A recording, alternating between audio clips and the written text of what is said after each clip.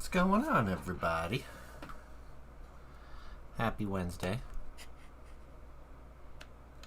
Who's ready for a beer? I think I'm ready for a beer.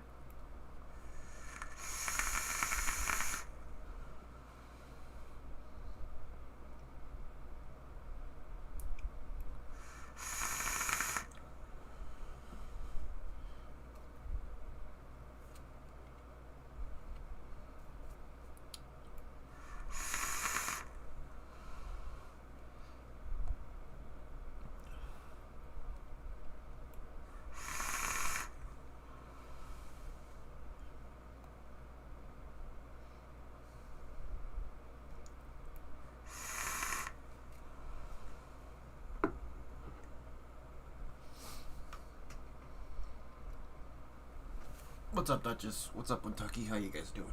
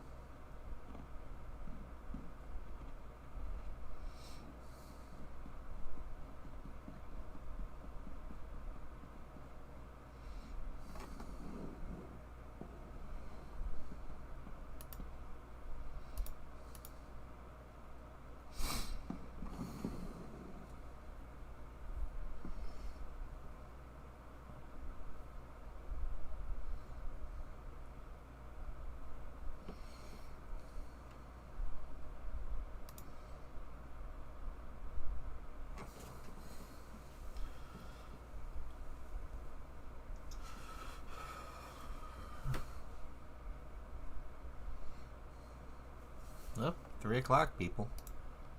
Let's do this.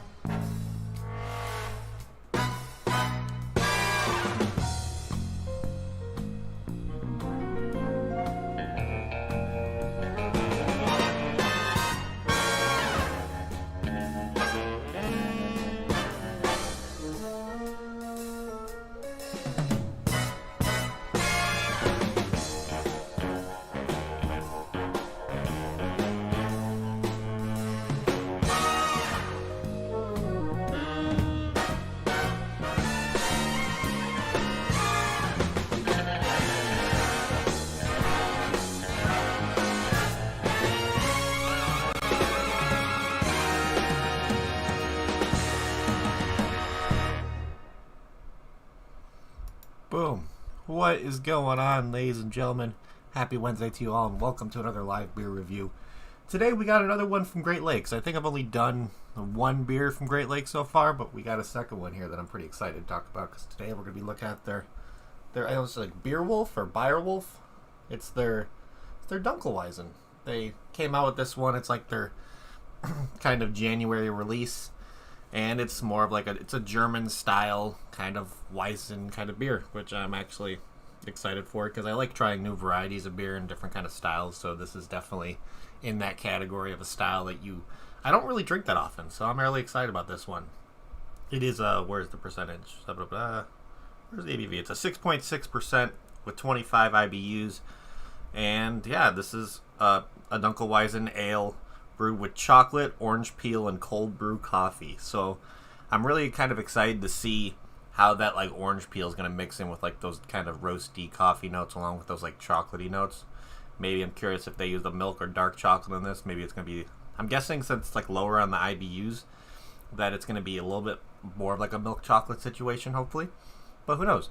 I'm really excited. But this can art is just pretty damn cool. I'm really a big fan of that. That's just badass looking, in my opinion. But yeah, I've talked about Great Lakes before. They're out of Cleveland, Ohio, and they're pretty much, I would say, they're Midwest legends, I can say, where a lot of their beers are pretty widely available throughout the Midwest. You can probably find them at any, like, almost any liquor store or bottle shop you go to in the Midwest. So without further ado, let's crack this guy open and let's see what we get on the smell with this thing.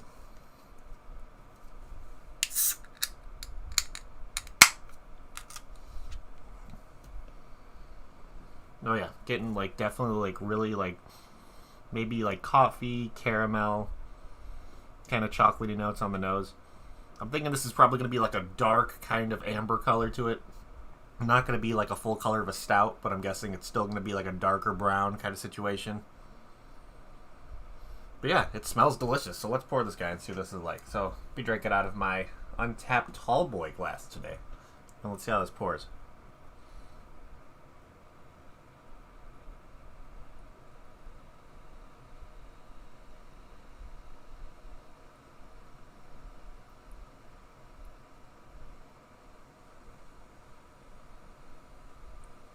Nice kind of light brown on the head. Nice dark, like kind of brownish color to it, which I like.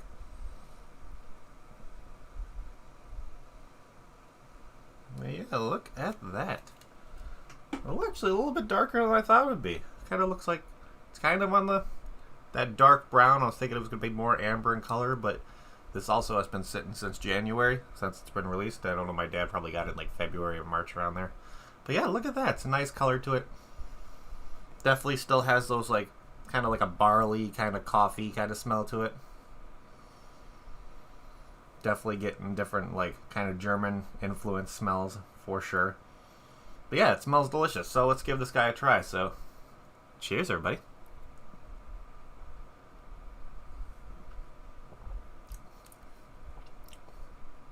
Okay, yeah, so right off the bat, getting like, it's a light coffee note for sure. Definitely getting more of like that chocolatey kind of German flavor with it too. So it's like chocolate along with like slight, maybe really, really light coffee notes, and giving that like token like Weizen style beer. Has like deep notes of like caramely malts in there. Yeah, that's pretty damn good. It's light on the flavor to me, which is not a bad thing. It's definitely an easy drinker, I would say. Has a nice sweetness up there, kind of like I don't know, it reminds me of like, I don't want to say it's like a Bananas Foster without the ice cream kind of situation, but I'm still getting a little bit of like a banana caramel kind of flavor in there as well. But that's mixing actually really nice with like the coffee notes and like the kind of like low chocolate notes. Yeah, absolutely delicious. A very, very easy drinker. I would definitely say this is nice and sessionable. If you wanted to just have a nice sessionable dark beer to drink, this would definitely be on there. Yeah, it's nothing too it's nothing too crazy going on with flavor when it comes to it. It's like I said, it's more of like a lighter kind of in flavor as well, but still very easy to drink, very sessionable, and the flavors I'm getting out of this is still really nice. Definitely something that you can just sit back and enjoy. I feel like this would definitely be more of a winter beer. I don't see this being something that you would be outside enjoying in the middle of a hot day, to be honest. But overall, not bad at all. Not bad. So, let's see what the actual description of this guy is, because I'm curious. So, the Bierwolf, or the Bierwolf, if you ever do want to call it, ingredients they brew this with: it's cold brew coffee, chocolate, and orange peel deep into the heart of the German-style Dunkelweizen, transforming this once traditional brew into a hauntingly decadent hybrid. So, what they're saying on flavors, they say cloth through the feral fusion of cold brew, chocolate, banana, and spice. So definitely getting a lot of those like kind of like German style spice notes coming through. That just makes it overall really, I think it's really well balanced, to be honest. There's a light like banana caramel kind of flavor I'm getting it from it too. That's nice. But the cold brew coffee is probably, to me, the lightest out of flavors that I get. So, but I'm okay with that. Sometimes when coffee's in there, it can be a little bit too overpowering and kind of add more of a bitterness to it depending on the coffee they use. But with this one, it's not too bitter. Definitely a lot of like those roasty kind of notes are coming through, like a kind of like I said, caramel. Kind of reminds me of like a little bit like Bananas Foster without the ice cream kind of situation. but those spice notes are coming through like how a Dunkelweizen usually would, where it's like mostly kind of spice, but you still get those kind of lower notes when it comes to different flavors you get. Yeah, it's delicious. Really, really good. I like it. Big fan. Definitely a very, very nice, sessionable, enjoyable beer. So let's see. What does Untapped have to say about this one? Let's see. So like I said before, it's a 6.6% ABV, 25 IBUs, and with over 7,984 ratings, this has an average rating of 3.65. Which, yeah, it's not bad. It's not like they're not trying to reinvent the wheel when it comes to a style, like creating their own style of Dunkelweizen. They're trying to come out and create a nice flavor, something that's easy to drink, and just overall very, very delicious, which I think they did really, really well. So let's see what people are rating this one. So somebody gave it a 3.75 on Untapped, somebody gave it a 3.5, 3.75, and let's say massive chocolate and roasted coffee presence with orange that kicks in more towards the finish. Okay. I'm not really getting much of an orange. I don't really get more of like any kind of, to me, I'm not really getting much of a citrusy like orange peel thing in it at all. It might be kind of getting hidden a little bit by those like spice and like the chocolate notes that are coming through more.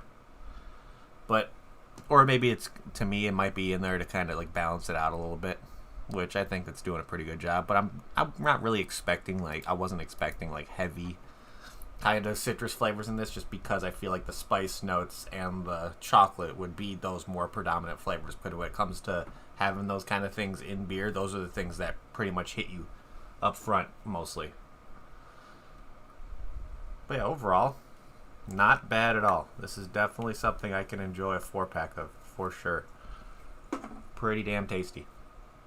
I like the color too. It's not that to that point of it being like stout color, but it has like a light kind of light brown in it. You can definitely look in there. There's some kind of like, I don't want to say sediment floating around, but yeah, that's definitely seems like it's kind of like unfiltered situation, which I don't mind at all. That kind of unfiltered beer means like a lot of the stuff floating in there kind of gives you more flavor in there as well.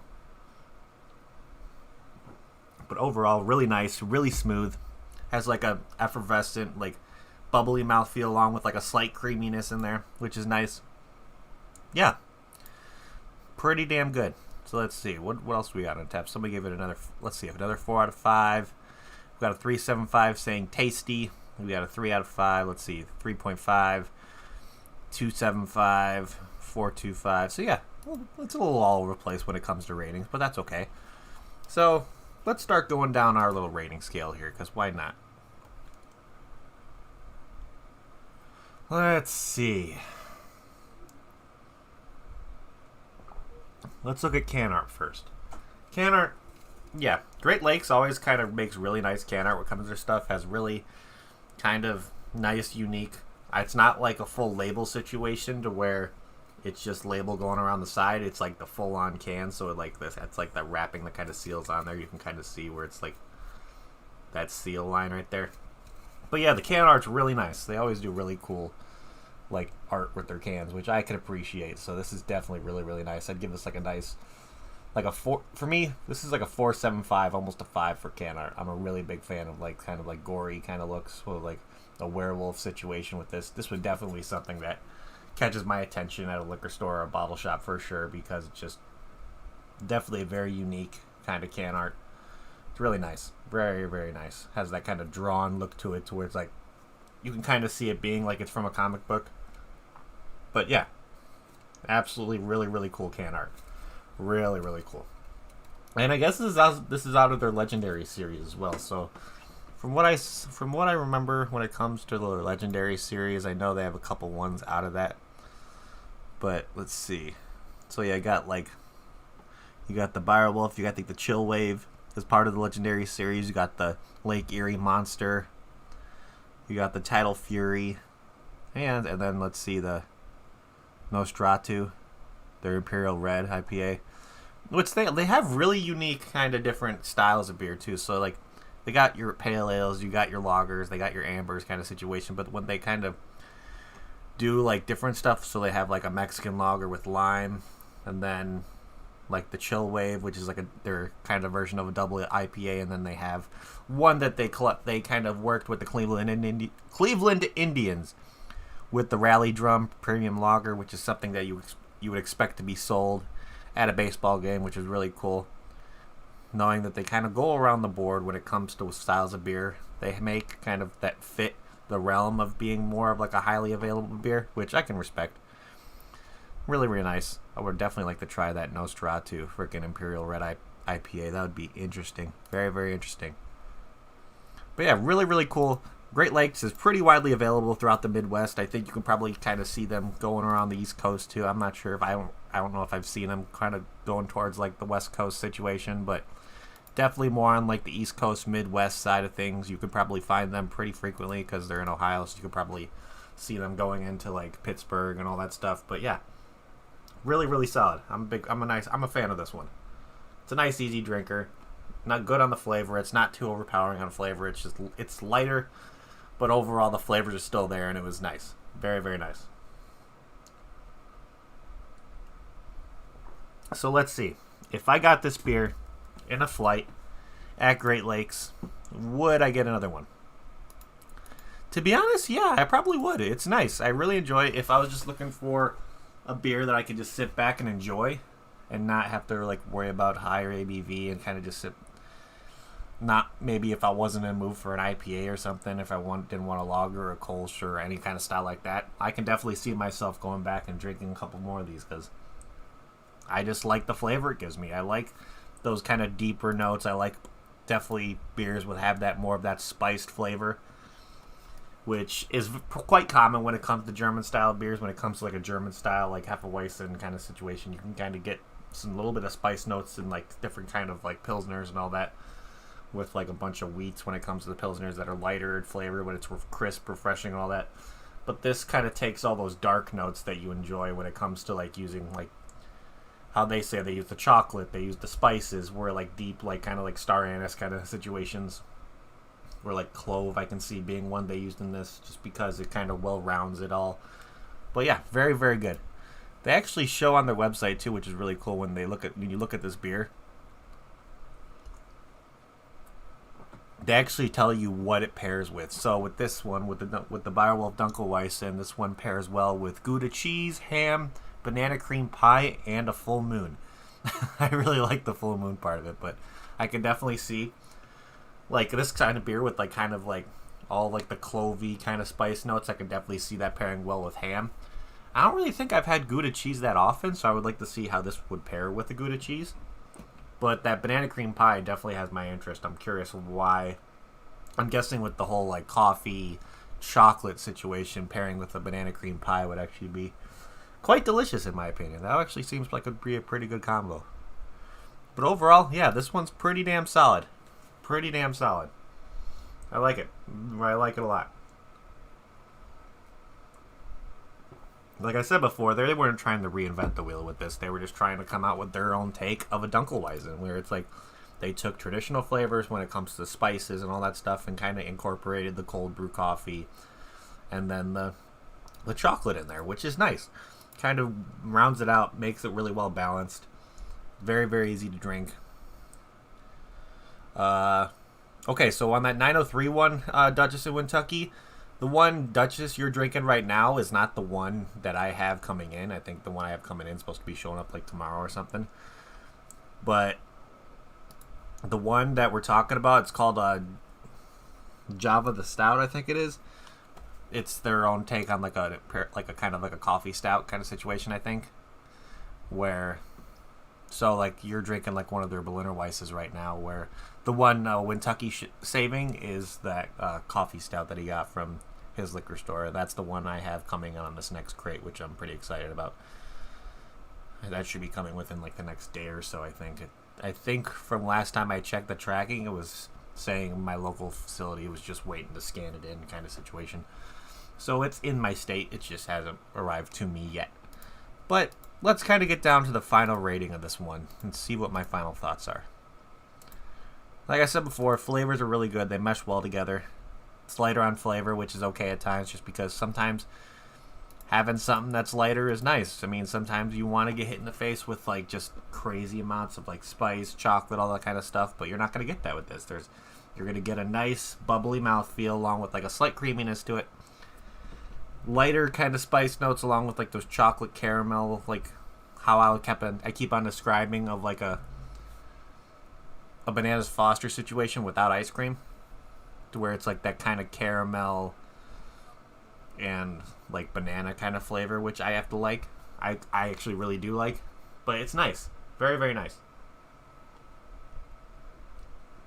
I think my final rating on this one, I'm going to give this like a solid like 7.75 out of 10. Really good. I would definitely recommend this if you're just looking for a nice kind of like spice forward, easy drinking beer. Yeah, 100% would definitely recommend this one. It's nice. It's not too overpowering on the flavor, but it's just, yeah, it's an easy, like I said, I keep on saying, it's a very, very easy drinking, nice dark note beer where it's like where it's like more on the spice kind of notes forward. But yeah, what is there really much more to say about it? It's a good beer. Definitely. I would like to see this kind of I should have brought the can out like probably like an hour beforehand to kind of get this thing to room temperature a little bit more to see if those spice notes come out a little bit more, but I forgot to today. But still getting good spice notes in this. So yeah, very, very solid. I think I'm going to give this, solid 7.75 out of 10. Would definitely recommend this. For sure. Very, very nice. So other than that, that is pretty much what I have for you guys today. So again, thank you everybody in chat, you guys, for hanging out. You guys are awesome. Make sure you hit that like button on your way out. It would help me out a lot. If you're watching on the replay, post down in the comments below if you're drinking anything while you're watching my reviews. I want to see what other people are drinking, if they are doing that while they're watching my stuff. That'd be really cool to see, and we can have conversations in the comments. Or if you want to kind of get into like a social media aspect for craft beer drinkers, I always suggest Untappd, because they have so many different deals when it comes to like different things you can buy, different beer subscription services, all that kind of stuff. And it's just fun. You get to check in the beers you drink and all that stuff. See what other people rated the same beer you're drinking. It's a really cool platform. Really, really cool platform when it comes to like finding stuff that is local to you when it comes to tap houses, liquor stores, and breweries themselves.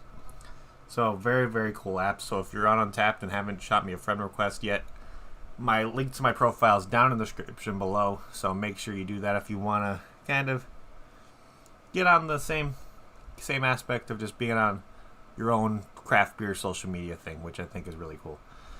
But other than that, that is pretty much what I have for you guys today. So again, thank you everybody in chat for hanging out. You guys are awesome. Make sure to hit that like button on your way out. It would help me out a lot. But other than that, I'm going to say it like I always say it, people. If you're going to drink responsibly. Don't drink and drive. And I will see you all next time. Cheers.